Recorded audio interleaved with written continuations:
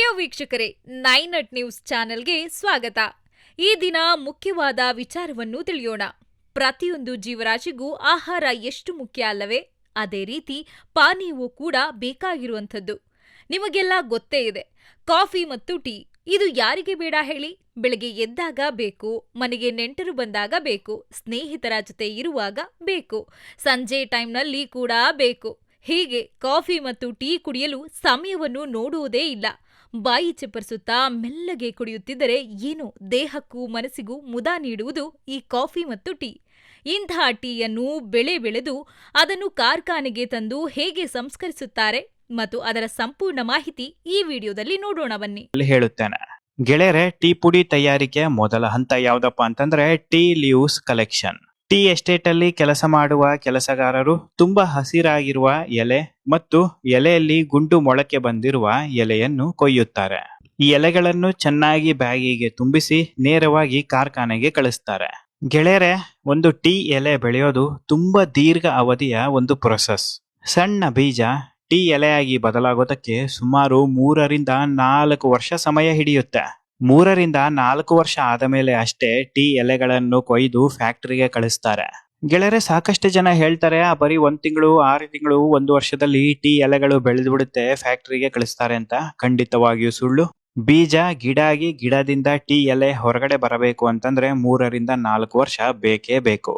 1 ಎಕರೆ tea estate ಅಲ್ಲಿ ಸುಮಾರು 3000 ರಿಂದ 5000 kg ಅಂದರೆ 3 ರಿಂದ 5 ಟನ್ ಅಷ್ಟು ಚಹಾ ಎಲೆಗಳು ಸಿಗುತ್ತೆ.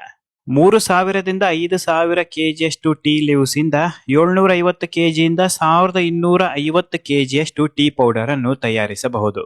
ದೊಡ್ಡ ದೊಡ್ಡ ಲಾರಿಗಳು, ಟ್ರ್ಯಾಕ್ಟರ್ಗಳಲ್ಲಿ ಟೀ ಎಲೆಗಳು ನೇರವಾಗಿ ಕಾರ್ಖಾನೆ ಗೋಡೌನ್ಗೆ ಬರುತ್ತೆ, ಅನ್ಲೋಡ್ ಮಾಡುತ್ತೆ. ಗೆಳೆಯರೆ, ಎಲ್ಲರೂ ಕೇಳೋದು ಒಂದು ಪ್ರಶ್ನೆ. ಟೀ ಎಲೆಗಳು ತುಂಬಾ ಹಸಿರಾಗಿರುತ್ತೆ, ಆದ್ರೆ ಟೀ ಪುಡಿ ಗಟ್ಟಿ ಗಟ್ಟಿಯಾಗಿ ಬ್ಲ್ಯಾಕ್ ಪೌಡರ್ ಇರುತ್ತೆ, ಅದು ಹೇಗೆ ಸಾಧ್ಯ? ಈ ಹಸಿರಾಗಿರುವ ಎಲೆನೆ ಸಣ್ಣ ಸಣ್ಣದಾಗಿ ಪುಡಿ ಆಗೋದಕ್ಕೆ ಕಾರಣ. ಅದು ಹೇಗೆ ನೋಡಿ. ಟೀ ಎಲೆ ಫ್ಯಾಕ್ಟರಿಗೆ ಬಂದ ಕೂಡಲೇ ಅವು ಹಸಿರು, ಗಟ್ಟಿ ಮತ್ತು ನೀರಿನಿಂದ ತುಂಬಿರುತ್ತದೆ. ಈಗಲೇ ನೇರವಾಗಿ ಯಂತ್ರಕ್ಕೆ ಹಾಕಿದ್ರೆ ಎಲೆ ಚೂರು ಆಗೋದಿಲ್ಲ, ಸರಿಯಾಗಿ ರುಚಿ ಬರೋದಿಲ್ಲ, ಬಣ್ಣವು ಸರಿಯಾಗಿ ಡೆವಲಪ್ ಆಗೋದಿಲ್ಲ. ಹಾಗಾಗಿ ಮೊದಲ ಕೆಲಸ ಯಾವ್ದಪ್ಪ ಅಂತಂದ್ರೆ ವೆದರಿಂಗ್ ಪ್ರೊಸೆಸ್. ಕಾರ್ಖಾನೆಯಲ್ಲಿ ದೊಡ್ಡ ದೊಡ್ಡದಾದ ತಟ್ಟೆಯಲ್ಲಿ ಎಲೆಗಳನ್ನು ಹರಡ್ತಾರೆ. ಈ ತಟ್ಟೆಗಳ ಕೆಳಭಾಗದಲ್ಲಿ ಅಥವಾ ತಟ್ಟೆಯ ಮೇಲ್ಭಾಗದಲ್ಲಿ ದೊಡ್ಡ ದೊಡ್ಡದಾದ ಫ್ಯಾನ್ಸ್ ಗಳು ಇರುತ್ತೆ. ಇವು ನಿಧಾನವಾಗಿ ನಿರಂತರವಾಗಿ ಗಾಳಿ ಬೀಸುತ್ತಾ ಇರುತ್ತೆ. ಈ ಒಂದು ಪ್ರಕ್ರಿಯೆ ಅನುಸರಿಸೋದ್ರಿಂದ ಎಲೆಗಳಲ್ಲಿ ಸುಮಾರು 30 ರಿಂದ 40% ಅಷ್ಟು ನೀರು ನಿಧಾನವಾಗಿ ಹೊರಹೊಮ್ಮುತ್ತೆ. ಟೀ ಪುಡಿ ಸರಿಯಾಗಿ ಬರಬೇಕು ಅಂತಂದ್ರೆ ಎಲೆಗಳ ಮೇಲ್ಮೈ ಒಣಗಬೇಕು, ಒಳಗಿನ ನೀರು ಹೊರಬರಬೇಕು, ಎಲೆ ಮೃದುವಾಗಬೇಕು. ಈ ಒಂದು ವೆದರಿಂಗ್ ಪ್ರೊಸೆಸ್ ಸುಮಾರು 6 ಗಂಟೆಯಿಂದ 14 ಗಂಟೆಯವರೆಗೆ ನಡೆಯುತ್ತೆ.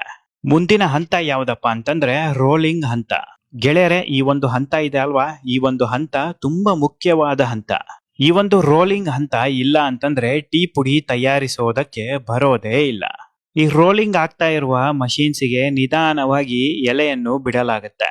ಈ ರೋಲಿಂಗ್ ಮಷೀನ್ಗಳು ಎಲೆಯ ಮೇಲೆ ಚೆನ್ನಾಗಿ ಒತ್ತುತ್ತೆ, ರುಬ್ಬುತ್ತೆ, ಪುಡಿ ಪುಡಿ ಮಾಡುತ್ತೆ.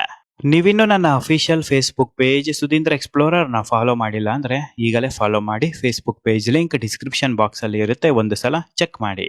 ಈ ಸಮಯದಲ್ಲಿ ಏನಾಗುತ್ತಪ್ಪ ಅಂತಂದ್ರೆ ಎಲೆ ಒಳಗಡೆ ಹಾಲಿನ ರೀತಿಯಲ್ಲಿ ಒಂದು ಲಿಕ್ವಿಡ್ ಇರುತ್ತೆ. ಆ ಲಿಕ್ವಿಡ್ ಎಲೆಯಿಂದ ಹೊರಗಡೆ ಬರುತ್ತೆ. ಈ ಒಂದು ಲಿಕ್ವಿಡ್ ಟೀ ಮಾಡಿದಾಗ ಕಲರ್ ಮತ್ತು ಫ್ಲೇವರ್ ಕೊಡೋದು. ಎಲೆಯಿಂದ ಹೊರಗಡೆ ಬಂದ ಹಾಲಿನ ರೀತಿ ಇರುವ ಲಿಕ್ವಿಡ್ ಆಕ್ಸಿಜನ್ಗೆ ರಿಯಾಕ್ಟ್ ಆಗಿ ಲೈಟ್ ಬ್ರೌನ್ ಕಲರ್ ಆಗಿ ಎಲೆಗೆ ಅಂಟುತ್ತೆ. ಹಾಲಿನ ರೀತಿ ಇರುವ ಲಿಕ್ವಿಡ್ ಕೇವಲ 1 ಅಥವಾ 2 ಡ್ರಾಪ್ ಅಷ್ಟು ಒಂದು ಎಲೆಯಿಂದ ಹೊರಗಡೆ ಬರುತ್ತೆ. ಕಣ್ಣಿಗೆ ಆ ಲಿಕ್ವಿಡ್ ಕಾಣುವಷ್ಟರಲ್ಲಿ ಗಾಳಿಗೆ ರಿಯಾಕ್ಟ್ ಆಗ್ಬಿಟ್ಟು ಗಟ್ಟಿಯಾಗಿ ಬಿಡುತ್ತೆ.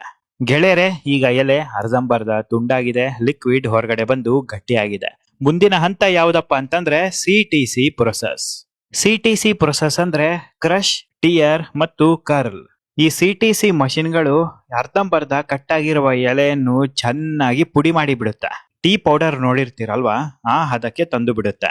ಈಗ ಟೀ ಎಲೆಗಳು ಪೌಡರ್ ಆಗಿದೆ. ಮುಂದಿನ ಹಂತ ಯಾವ್ದಪ್ಪ ಅಂತಂದ್ರೆ ಫರ್ಮೆಂಟೇಶನ್ ಮತ್ತು ಆಕ್ಸಿಡೇಷನ್. ಈಗ ಪುಡಿ ಪುಡಿ ಆಗಿರುವ ಎಲೆಗಳನ್ನು ದೊಡ್ಡ ದೊಡ್ಡ ವುಡನ್ ಟ್ರೇಸ್ ಅಥವಾ ಸ್ಟೀಲ್ ಟ್ರೇಸ್ ಗಳಲ್ಲಿ 20 ರಿಂದ 45 ನಿಮಿಷ ಗಾಳಿಗೆ ಹರಡಿ ಬಿಡ್ತಾರೆ.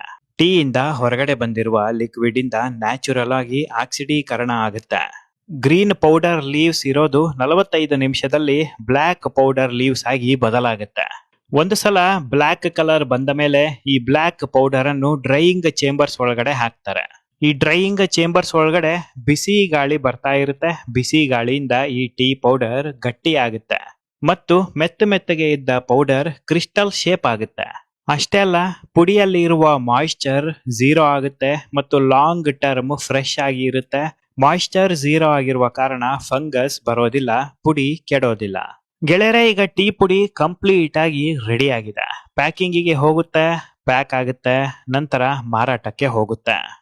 ಟೀ ಪುಡಿ ಬಿಸಿ ನೀರು ಅಥವಾ ಬಿಸಿ ಹಾಲಿನ ಒಳಗಡೆ ಬಿದ್ದ ತಕ್ಷಣ ಹೇಗೆ ಬಣ್ಣ ಹೊರಗಡೆ ಬರುತ್ತೆ, ಫ್ಲೇವರ್ ಹೊರಗಡೆ ಬರುತ್ತೆ ಅಂತ ನೋಡೋದಾದ್ರೆ, ಟೀ ಪುಡಿಯಲ್ಲಿ ಪಾಲಿಫಿನಾಲ್ಸ್ ಎಂಬುವ ಒಂದು ಕಾಂಪೌಂಡ್ ಇದೆ. ಬಿಸಿ ನೀರು ಅಥವಾ ಬಿಸಿ ಹಾಲಿಗೆ ಟೀ ಪುಡಿ ತಾಗಿದ ತಕ್ಷಣ ಪಾಲಿಫಿನಾಲ್ಸ್ ಟೀ ಪುಡಿಯನ್ನು ಸಂಪೂರ್ಣವಾಗಿ ಮೆತ್ತಗೆ ಮಾಡಿ ಒಡೆಯುತ್ತೆ. ಟೀ ಎಲೆಗಳನ್ನು ಕ್ರಷಿಂಗ್ ಮಾಡುವಾಗ ಟೀ ಎಲೆಯಿಂದ ಹೊರಗಡೆ ಬಂದು ಗಟ್ಟಿಯಾಗಿರುವ ಇನ್ಫ್ಯೂಷನ್ ಲಿಕ್ವಿಡ್ ಮತ್ತೆ ಬಿಸಿ ನೀರು ಬಿಸಿ ಹಾಲಿಗೆ ಟಚ್ ಆದ ಕೂಡಲೇ ರಿಲೀಸ್ ಆಗುತ್ತೆ. ಈ ಒಂದು ಲಿಕ್ವಿಡ್ ಹಾಲನ್ನು ಬ್ರೌನ್ ಮಾಡುತ್ತೆ ಮತ್ತು ಫ್ಲೇವರ್ ಕೊಡುತ್ತೆ. ಇದು ಟೀ ಪುಡಿಯಿಂದ ಚಹಾ ಆಗುವ ಒಂದು ಸೈನ್ಸ್ ಪ್ರಕ್ರಿಯೆ. ಗೆಳೆಯರೆ, ನಿಮಗೆ ಗೊತ್ತಾ, ಭಾರತ ದೇಶದಲ್ಲಿ ಸಾವಿರಾರು ವರ್ಷಗಳ ಇತಿಹಾಸ ಟೀಗೆ ಇಲ್ಲವೇ ಇಲ್ಲ.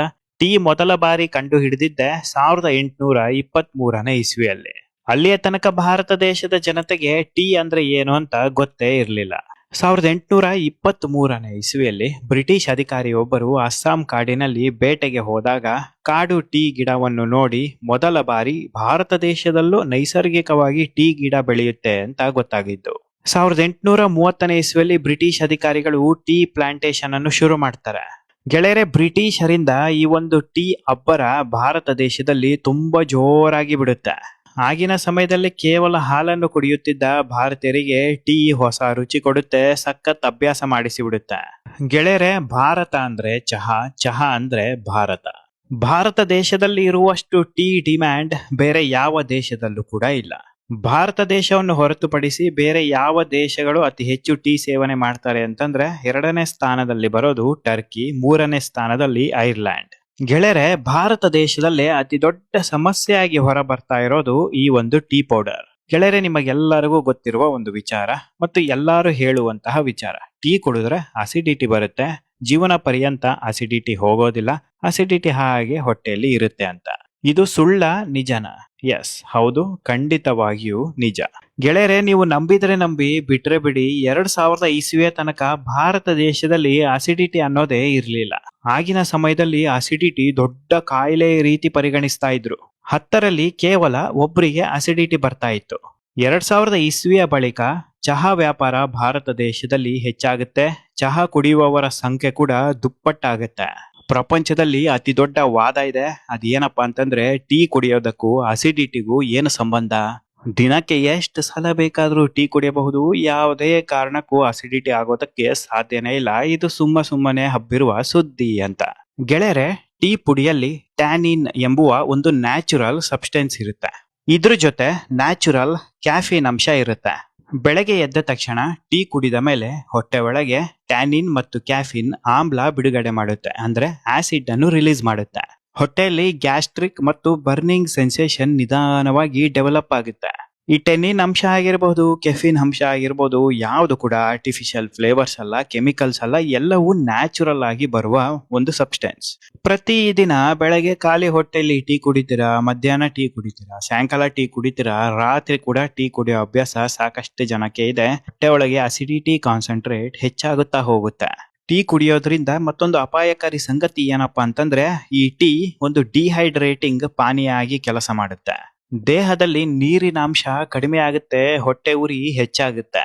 ಅದರಲ್ಲೂ ಲೋಕಲ್ ಟೀ ಪುಡಿಗಳು, ಯಾವುದೇ ಬ್ರ್ಯಾಂಡ್ ಇಲ್ಲ, ಯಾವುದೇ ಟೆಸ್ಟಿಂಗ್ ಇಲ್ಲ, ಲೂಸ್ ಆಗಿ ಕೊಡುವ ಈ ಟೀ ಪುಡಿಗಳನ್ನು ಕುಡಿದು ಬಿಟ್ರೆ ದೇಹ ಎಕ್ಕುಟ್ಟು ಹೋಗುತ್ತೆ. ಈ ಲೋಕಲ್ ಟೀ ಪುಡಿಗಳಲ್ಲಿ 10% ಟೀ ಲೀವ್ಸ್ ಪುಡಿ ಹಾಕಿರ್ತಾರೆ. ಇನ್ನು ಮಿಕ್ಕಿದ 90% ಮರದ ಚೂರುಗಳನ್ನು ಪುಡಿ ಮಾಡಿ ಅದಕ್ಕೆ ಫ್ಲೇವರ್ ಆಡ್ ಮಾಡಿಬಿಟ್ಟು, ಕಲರ್ ಆಡ್ ಮಾಡಿಬಿಟ್ಟು ಪ್ಯಾಕೆಟ್ ಒಳಗೆ ತುಂಬಿಸ್ತಾರೆ. ಇದರಿಂದ ಕ್ಯಾನ್ಸರು ಬರುತ್ತೆ. ಹೊಟ್ಟೆಯಲ್ಲಿ ದೊಡ್ಡದಾದ ಗಡ್ಡೆಗಳು ಸೃಷ್ಟಿಯಾಗುತ್ತೆ. ಈಗ ನೀವು ಪ್ರತಿದಿನ 2-3 ಸಲ ಟೀ ಕುಡಿತಾ ಇದ್ದೀರಾ, ಹೊಟ್ಟೆಯಲ್ಲಿ ಅಸಿಡಿಟಿ ಇದೆ ಅಂತಂದ್ರೆ ಕೇವಲ ಒಂದೇ ತಿಂಗಳು ಅಂದರೆ 30ರಿಂದ 31 ದಿನಗಳ ತನಕ ಟೀ ಕುಡಿಯೋದನ್ನ ನಿಲ್ಲಿಸಿ, ಆಮೇಲೆ ನೋಡಿ ಏನಾಗುತ್ತೆ. ನ್ಯಾಚುರಲ್ ಆಗಿ ಹೊಟ್ಟೆ ಒಳಗಡೆ ಇರಿಟೇಷನ್ 100% ಕಮ್ಮಿ ಆಗುತ್ತೆ. ಸ್ಟಮಕ್ ವಾಲ್ ಸ್ಲೋಲಿ ರಿಪೇರ್ ಆಗುತ್ತಾ ಹೋಗುತ್ತೆ. ಅಸಿಡಿಟಿ ಮಾಯವಾಗಿ ಬಿಡುತ್ತೆ. ಕೆಫಿನ್ ಲೆವೆಲ್ಸ್ ಬಾಡಿಯಿಂದ ಹೊರ ಹೋಗುತ್ತದೆ. ಗೆಳೆಯರೆ, ನಾನು ನಿಮಗೆ ಚಾಲೆಂಜ್ ಮಾಡ್ತೇನೆ. 1 ತಿಂಗಳು ಟೀ ಕುಡಿಯೋದನ್ನ ಬಿಡಿ. 1 ತಿಂಗಳಾದ ಮೇಲೆ ನೀವೇ ಬಂದು ಕಮೆಂಟ್ ಬಾಕ್ಸ್ ಅಲ್ಲಿ ಥ್ಯಾಂಕ್ ಯು ಸರ್ ಅಂತ ಮೆಸೇಜ್ ಹಾಕ್ತೀರಾ. ಈ ಚಹಾ, ಟೀ ಅಡಿಕ್ಟೇಬಲ್ ಟೇಸ್ಟ್ ಇದನ್ನು 1 ತಿಂಗಳು ಬಿಟ್ಟು ಇರೋದು ಬಹಳ ಕಷ್ಟ. 1 ತಿಂಗಳು ನಾನು ಟೀ ಕುಡಿಯೋದಿಲ್ಲ ಅಂತ ದೃಢ ಸಂಕಲ್ಪ ಮಾಡಿದ್ರೆ ಯಾವ ಅಡಿಕ್ಟೇಬಲ್ ಟೇಸ್ಟ್ ಕೂಡ ನಮ್ಮ ಹತ್ರ ಸುಳಿಯೋದಿಲ್ಲ.